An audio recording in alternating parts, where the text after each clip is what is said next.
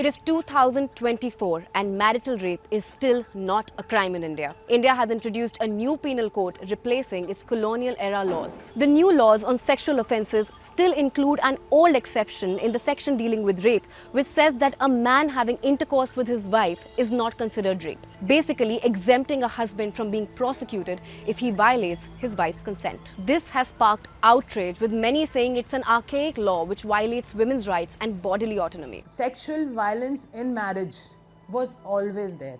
Now we are giving it a name of marital rape. Consent matters.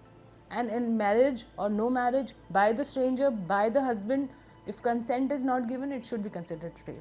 Activists, women's rights organizations, and even a state government have filed multiple petitions at the Supreme Court of India to challenge this exception. The committee, which was set up to review criminal laws after the prominent Delhi gang rape case of 2012, also recommended removing this exception. But this is a divisive issue in India. In 2022, the Delhi High Court delivered a split verdict on it. Many say if implemented, this law could be misused by some to prosecute innocent men. Everything is misused, but on that pretext, we will not get the law is not the right thing. If we do a lot of discussions and deliberations around it with the experts, with the women, engaging all the stakeholders, I think we'll get to some solution, but it is needed.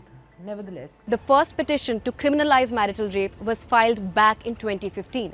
There has not been any movement since then. Now activists are looking to the Supreme Court, but there's no clarity yet on when we can expect a ruling. Some activists also say that the biggest thing to tackle is the understanding and awareness of consent for both men and women. You'll be surprised, 80 to 90% of the women in our country will not understand what the consent is, and they will have no idea about that they can be violated in their marriages. So the whole idea is about spreading the awareness and